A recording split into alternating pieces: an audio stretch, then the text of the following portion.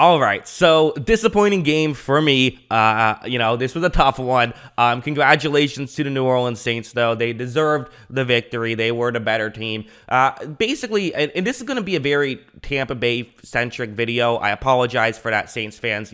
I have to make these videos sort of as I'm making them, so I sort of thought that the comeback was going to happen. I kind of had that. So it's a lot about the Buccaneers offense as a whole. What went wrong early, what went right in the second half, and then finally the interception that kind of sunk it. That's kind of what this video is going to be about. Maybe I'll make another video sort of from the Saints perspective later on in this week, because I know Saints fans are going to want to see that. But yeah, this is going to be about Brady, the good and the bad, so let's just get into it.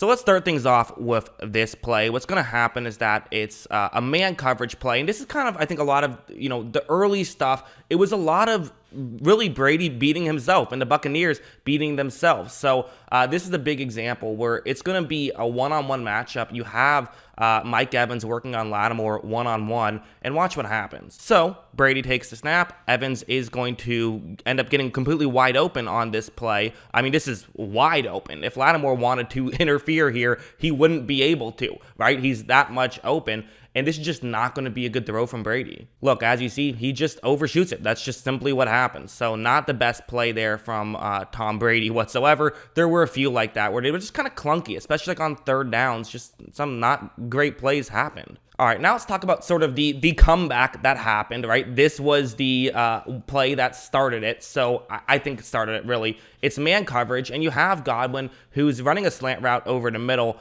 and so, it's one-on-one. I really don't understand why the Saints played so much man. They've had so much more success playing, if they are playing man, playing it with cover 2. I don't know why they played so much cover 1 man, but whatever reason it was, wasn't a huge fan of it from their perspective, because watch what's going to happen. Look, so right when this play starts, you are going to see, there's an opening right here for Brady to make this throw to Godwin, so he's going to take that chance. Brady makes the throw. It's a great throw. It's on the money, all that good stuff.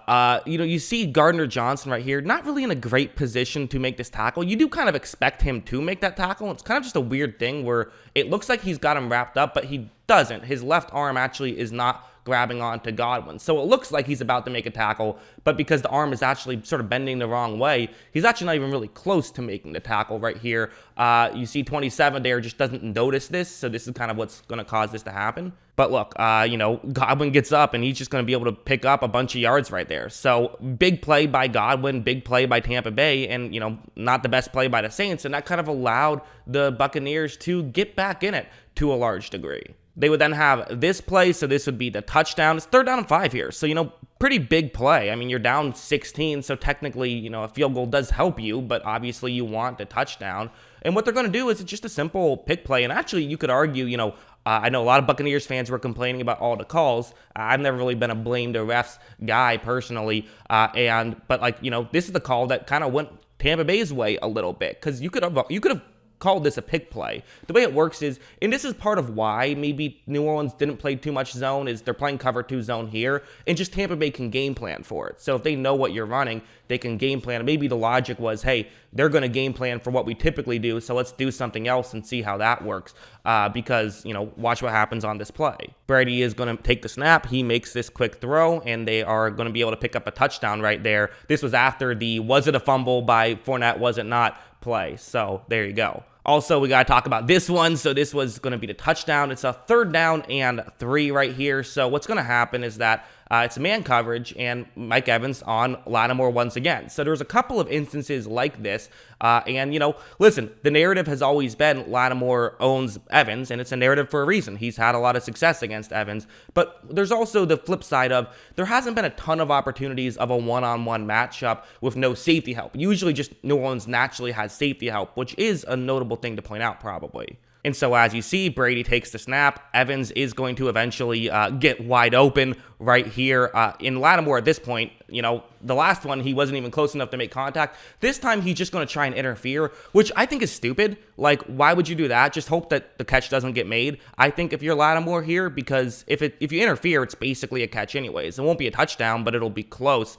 I'd rather take the chance, especially on 3rd and 3, and we have seen Brady airmail one already. However, this one right on the money. Evans makes the catch, get the touchdown. So, very good throw from Tom Brady on that one to make the play work. There was also this one. So this one right here, it's going to be the blown coverage play. So it's man coverage, and really what happens here is this was just kind of as simple as a blown coverage as it can get. It's man coverage, so cover one blitz. There is a safety deep, but basically what's happening is you're going to have a situation where two guys think they're supposed to cover Evans. That's simply all that happens here. Look, right when this play starts, so safety kind of, shading over the middle. He's covering someone else. Kind of see a clunky cut there. That was because, NFL, the broadcast got rid of the bottom bar thing. So that's all the reason that cut was clunky. But anyways, what you're going to see is that you have two players just run over to cover Evans, and no one is on Cyril Grayson right there. So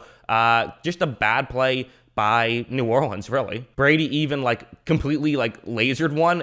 This is slowed down a little bit, and I was like, "What are you doing, Brady? No, don't throw it that hard. You make sure he can catch it." Because let's be honest, Grayson's biggest moment to this point was the ball that he dropped off his helmet. But good for him getting that play. And then finally, this was the dagger. It was a good play by the Saints. Kind of a weird decision by Brady, though. I didn't really understand this decision at all, quite frankly. So it's cover 2 man. You have Godwin's route over the middle.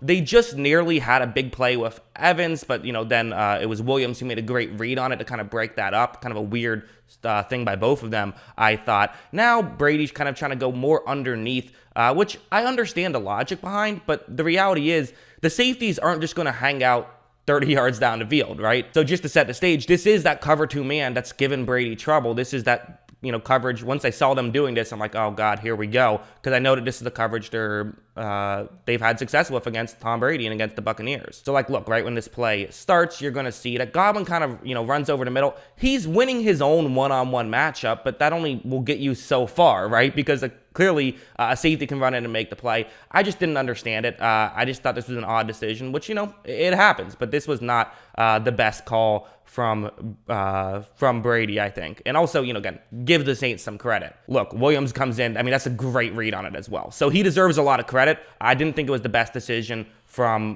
Brady for sure. Also, no clue why he took it into the end zone right there. That was a dumb decision, because if he missed the extra point, it would have still been a one-score game. Just slide and you win. Don't know what he was thinking there, but, defensive players don't always get a chance for a touchdown, so I kind of get it, but, you got only when you're up 3. If you're up 2 or 1, you got to just lie down, but they made the extra point, so no harm, no foul. So yeah, not the best Halloween game for me. Disappointing for sure. But again, Saints were the better team. They deserved the victory. Congratulations to them. As a Bucs fan, I'm not really worried long term. I think we'll be fine. I think that it was a tough loss, but the Saints have always given us some trouble. I know you could say, oh, well, Trevor Siemian beat you, and that is true, but in a lot of ways, Tampa Bay beat themselves. A lot of turnovers, and again, I know people are going to blame the refs and stuff, but they put themselves in position to get these calls. They did. I thought some were ticky-tacky, but that's football. Sometimes you get unlucky. The Saints got unlucky with their starting quarterback getting hurt, so you could call it a wash. I think that for sure, Saints are a better team. They deserve the victory, but long-term, I still feel very good about Tampa Bay and their chances going forward. That's what I think. What do you guys think? Let me know in the comments below. Always love hearing from you. And of course, as always, thanks for watching.